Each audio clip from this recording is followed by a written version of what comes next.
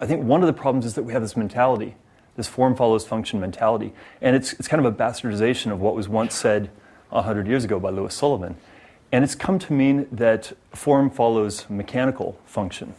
And so we've now come to accept that this is a mantra handed down by Louis Sullivan, which gives us free reign of creating something that's clunky and mechanical and utilitarian instead of something that really has form and beauty to it, sometimes when it's needed. So when you're talking about form follows function in the amputee world, it usually stops at about this point. Form follows mechanical function, get somebody walking. But that also overlooks the complexity of humans, that we're a little bit more nuanced than that the body is not simply something that keeps the head from falling on the ground. It's something that we adorn, we wrap, we cover with jewelry, we tattoo. It's so much more nuanced than simply a mechanical solution can allow. And so when you're thinking about a prosthetic in that aspect, the idea of function, what does a function offer? It's much, much broader. Well, the challenge, though, with prosthetic limbs is really has a lot to do with the mechanical nature of them. Because in this case, you're talking about something that has to be mass-produced. And a lot of the artifacts from mass production are always going to get in the way. Because this is what you have to associate with mass production. It's one size fits all. It's inherently impersonal.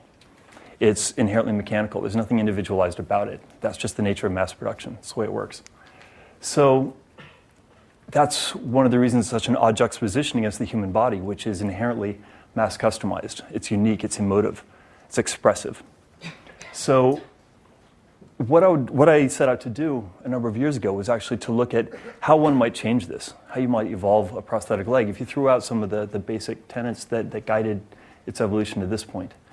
And so what I came up with was, okay, well, if you're going to do that, you have to create something that is really created by the person and for the person and of them, and something that's as unique as their fingerprint.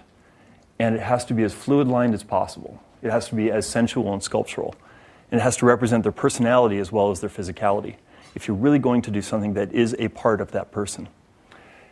So then I got a little bit more elaborate and said, okay, what I wanted to be able to do is drop down into Jordan or Cambodia or Laos or you name it, with nothing more than a camera and a laptop and access to the internet.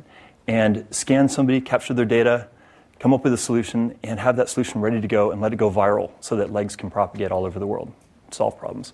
That's the kind of utopian vision that you set out for one of these things for.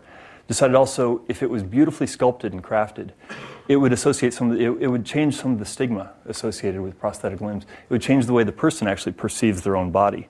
And hopefully it would actually change then the way society sees prosthetic limbs and amputees in general. It's a lot worse in the US, or it's a lot worse in the rest of the world. There are many places where an amputee is a real social stigma. It stops somebody from getting a job, from getting married, all kinds of things. So it's a fairly meaningful thing to start altering the perception that we have.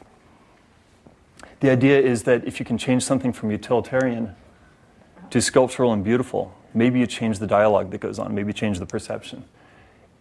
It had to give somebody their symmetry back, but not in a way that's mimicking or emulating a human, because that takes us into this area we call the uncanny valley, something that is uncomfortably human but not human. So the idea is to create something that's beautiful, that suggests the person, that is unique, but doesn't try to be something it's not, that's as honest as it can possibly be.